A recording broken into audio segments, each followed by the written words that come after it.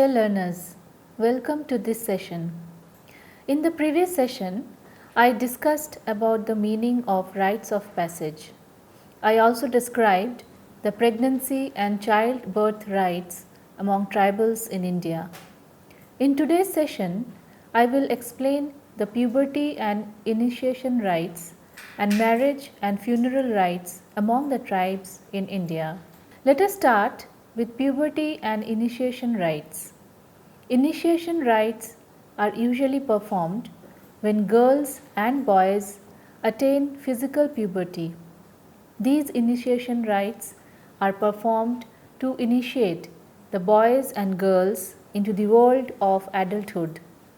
Among the Kolam tribe of Andhra Pradesh, at the time of first menstruation, no specific rites and rituals are observed, but the girl is considered as unclean and impure. Soon after menstruation, the girl takes bath in a nearby stream. In case she menstruates outside the village, a temporary hut is constructed for her.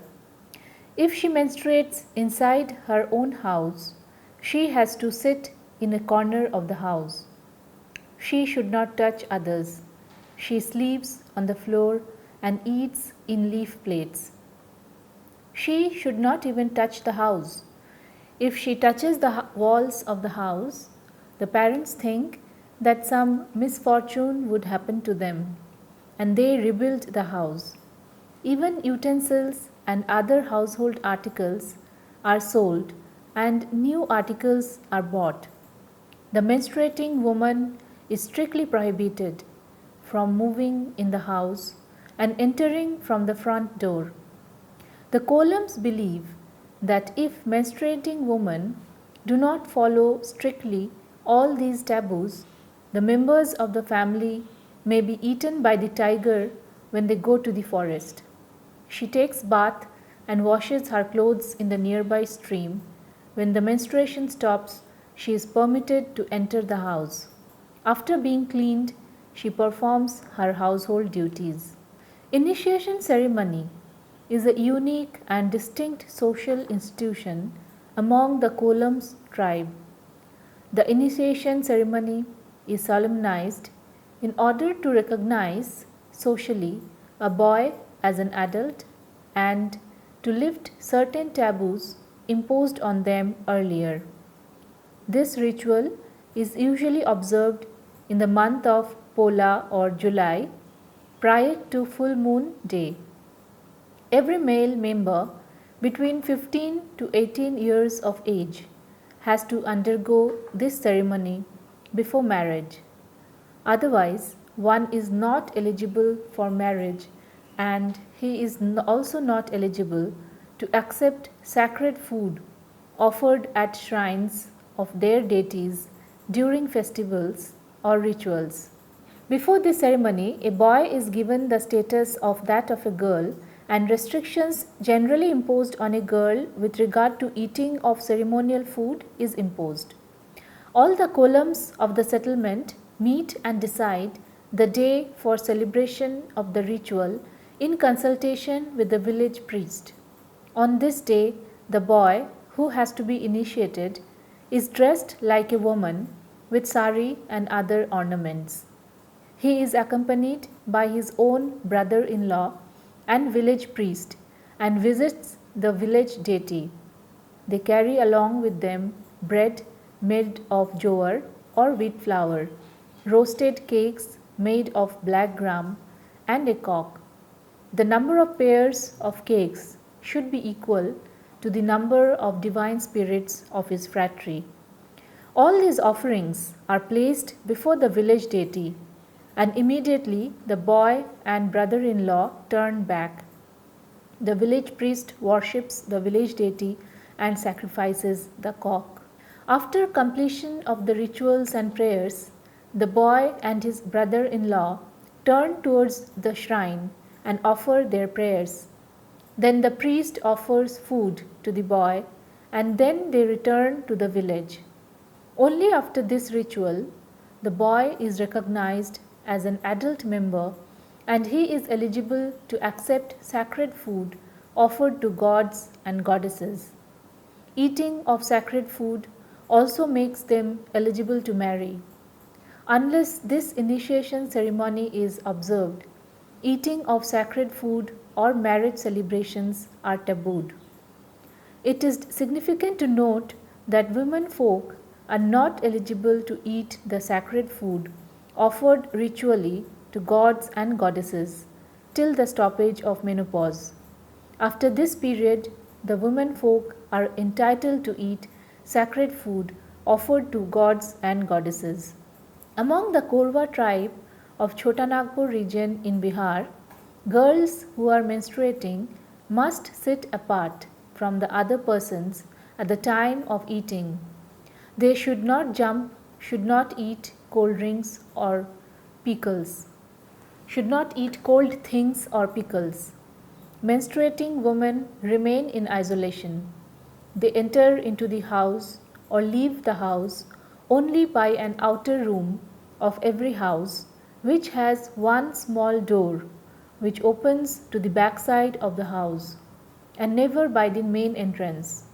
If there is no other female member in the family, the husband cooks the food. They are not to visit sacred places. After 4 days, they go to the nearby stream to take bath for purification. They also wash their hair and clothes. The Cholanaikans tribe are found in the Nilamdar valley in Malappuram of Nilgiri district in Tamil Nadu. This tribe perform rites of separation for girls who are menstruating. The menstruating girls are secluded for 4 days in one corner of the cave. During this period, the woman is considered to be unclean. Let us now discuss marriage rites. Marriage constitutes an important transition from one social category to another because for at least one of the spouses it involves a change of family, clan, village or tribe. Sometimes the newly married couple even establish residence in a new house. The change of residence is marked in the ceremonies by rites of separation, always primarily focusing on territorial passage, as the newly married woman almost all the time permanently shift from her own parental house to her husband's house. Furthermore, because of the number and importance of groups affected by the social union of two of their members, it is natural that the period of transition should take an considerable importance. This is a period commonly called the betrothal. Among a great number of people, it consists of a special and autonomous part of the marriage ceremonies. This includes rites of separation and transition and terminating with rites. This ensures either a preliminary incorporation into the new environment or a separation from an autonomous transition period. Then comes the rites of marriage, which consist chiefly of rites of permanent incorporation into the new environment. Among the Kabuis tribe of northeast India, wedding ceremony is solemnized at the residence of the bridegroom. In the early morning of the day, an omen taking ritual called Guak Pai Jaume is performed, in which a healthy pig on behalf of the bride is offered to the supreme god. This ritual is performed at the residence of the bride. The spleen of the victim is examined by the present elders in search of good indicators. Guak Pai Jaume literally means observation of the pig's spleen. Guak is pig, Pai is spleen, and Jaume is to observe. The pig is roasted and cut into small pieces and then it is boiled. This boiled meat will be taken to the groom's house. After morning food is over, the bride will take bath and put on traditional marriage dress and costume. She will be helped by her sister-in-laws of the family in dressing.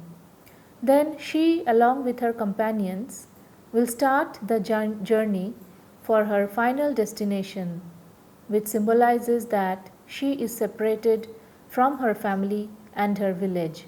When the bride, along with her companions, arrives at the residence of the groom, the bride is warmly received by her mother-in-law and a leaf cup of drink is offered, which she drinks it. It is called Joy Dui Mei. Before she enters the house, she is purified by contacting the smoke of kham that brings her in as free as possible of the evil that may be adhering to her. Then she will enter the house by crossing the door with her right foot, which symbolizes that the bride is incorporated into the new environment. Finally, the marriage ceremony Langdham Halak is performed, in which a fowl, a ginger, and a hoe are offered to the Supreme God with singing of religious hymns. Among the Khond tribe of southern India, when agreement between the families has been reached, the girl is dressed in a red blanket and carried to the groom's village by her maternal uncle in the company of the young woman of her village. The retinue carries gifts for the groom, who stands in the road, accompanied by young boys from his village armed with bamboo sticks. The women attack the young men, hitting them with sticks, stones, and clods of earth, and the boys defend themselves with their sticks. Bit by bit, they all approach the village, and when they reach it, the fighting stops. The groom's uncle takes the bride and carries her into the groom's house. This fighting is by no means child's play, and the men are sometimes seriously injured. After the bride has reached the village, there is a communal meal at the groom's expense. Among the Bhotia who inhabit Sikkim, the following ceremonies take place during marriage. Astrologers determine whether the projected marriage will be favorable. Uncles of the girl and the boy act as go-betweens and receive presents of money. They meet in the boy's house and then go with gifts to the girls to ask for her in marriage. If the gifts they bought are accepted, the matter is concluded and the amount of the dowry is decided upon. The intermediaries are given a feast, and there are prayers to invoke blessings upon the bride and the groom.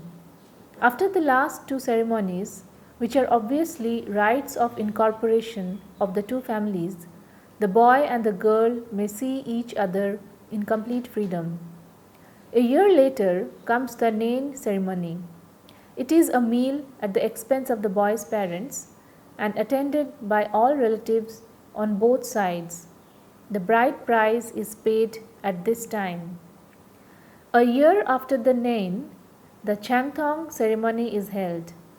An astrologer is called upon to determine a favorable date for the bride's departure from her parents' home.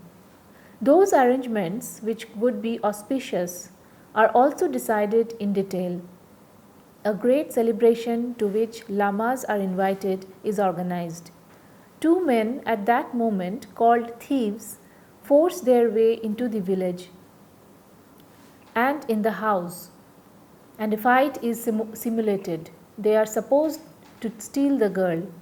The thieves are beaten and half-cooked meat is thrown into their mouths. They may escape this treatment by giving money to the bride's guardians. 2 days later, the thieves are honored and named the happy strategists. Guests give presents to the bride and to her parents. The retinue departs with rejoicing. The boy's mother and father go to meet the retinue and take them to their home. There are celebrations for 2 or 3 days. The girl and her relatives return home. A year later, the Palak ceremony is held. At this time, the parents give the bride her dowry, which is double the amount that has been paid for her, and she is escorted to the boy's home. This time she remains permanently. Thus, the betrothal and marriage ceremonies among the Bhotia last at least 3 years. Rites of incorporation are the most prominent during marriage, as the married girl enters a new household where she establishes new relations with her groom families, and relatives. Let us now discuss the funeral rites among the tribes in India. Death separates the deceased from their statuses of living parent, spouse, or co worker. The period of preparing the dead for burial or cremation moves them into a transitional phase when they are neither what they have been nor yet what they will become. Such moments of transition often involve uncertainty and potential danger. The ritual impurity of the corpse derives from its inability to respond to others, yet is still present in their everyday routines. Accordingly, people pay their respects to the dead, marking their former identity with them, express sorrow for the bereaved, and by doing so, reaffirm their continuing relationship with them. Robert Hertz argues that funeral rites involve a kind of parallel process in which the decay of the dead reflects the path of grief in the bereaved. Bereavement involves both the social change of status of people, from, say, being a wife to being a widow, from being a child to being an orphan, or from being a subordinate adult to becoming the head of the family. It also involves psychological changes of identity associated with such shifts. Human beings become dependent upon each other, and in a sense, each identity is made up of elements of other people's influence. People become part of each other, and thus, when one dies, a portion of oneself perishes as well. Some theories of grief discuss this in terms of attachment and interpret bereavement as the loss that follows when attachments are removed. Sometimes funeral rites exist to try to get such spiritual forces finally to leave the world of the living and get on with their future destiny. At its most extreme, rites of exorcism serve to banish the dead or other supernatural entities and prevent them from influencing the living. In terms of identity, this time the identity of the living, ghosts and spirits perhaps also include vivid dreams of the dead. All reflect the individual experience of a bereaved person who is still, psychologically speaking, caught up with the identity of the deceased person. Physical death has also been widely employed as an idiom to describe the leaving of an old status and the entry into a new one. In the case of death befalling on an Orang family, the lineage members have some obligations. They are those who are caught in between the realm of an unintended state. They are considered potentially dangerous entities or phenomena as they symbolize radical change that challenges the social life set up against such change. The fear of ghosts or spirits, for example, can be related to both the dimensions of status and identity. In terms of status, ghosts and spirits can be seen as the dead who have not been successfully moved from their place in this world to that of the next. Gods cremate or bury their dead.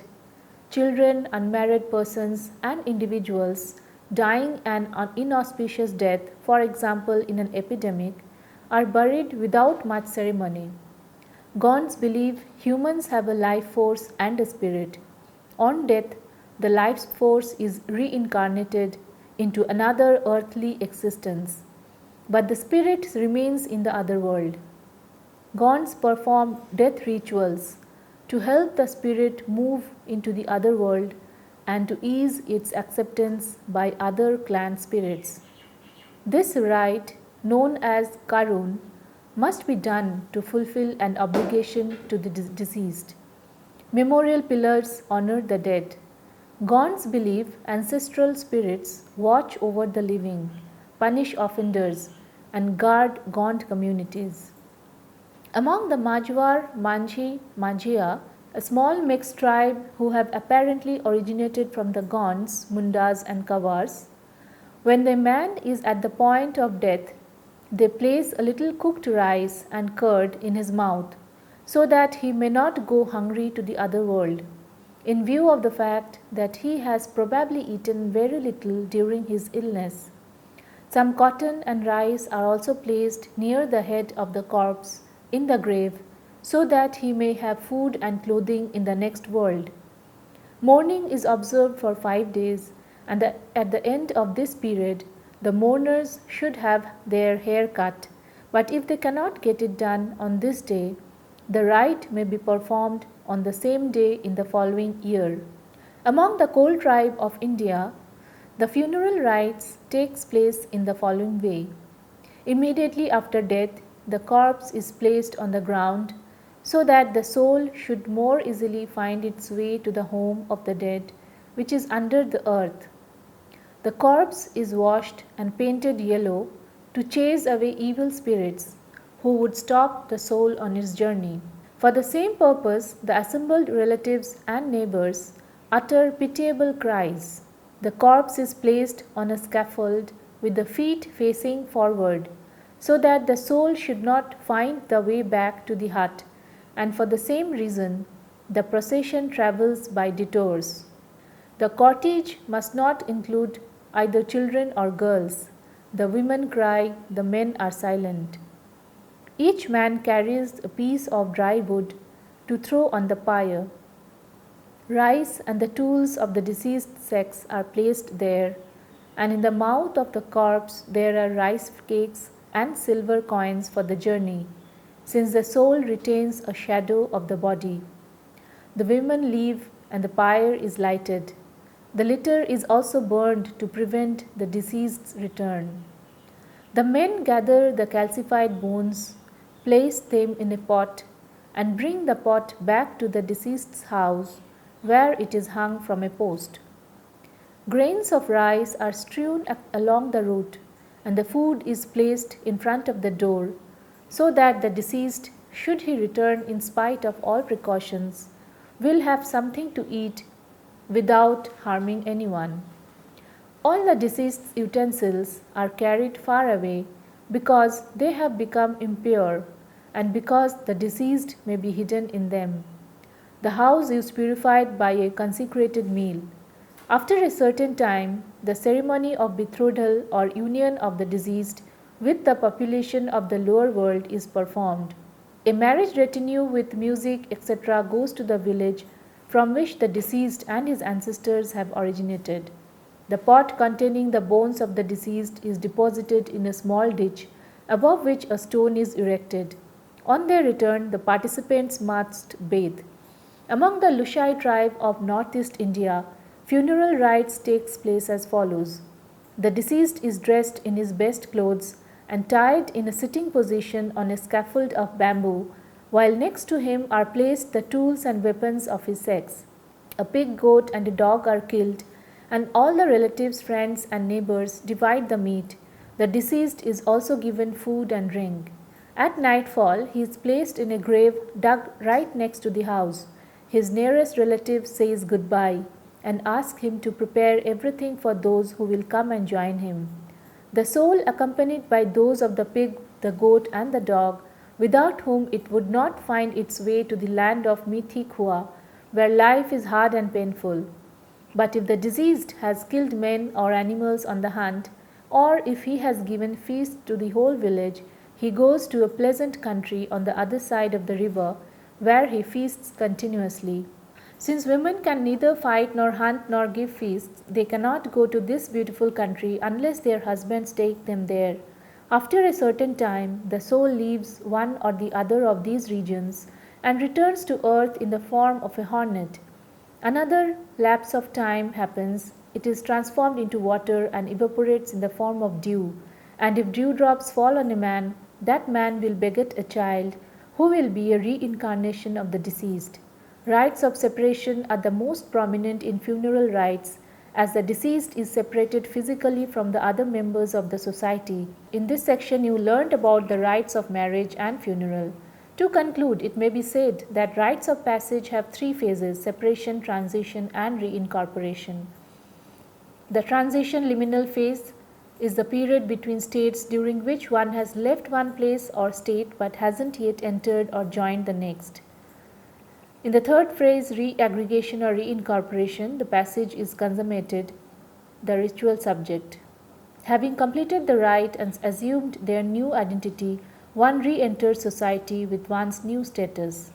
Reincorporation is characterized by elaborate rituals and ceremonies. In this session, I have explained the puberty and initiation rites and marriage and funeral rites among the tribes in India. Thank you.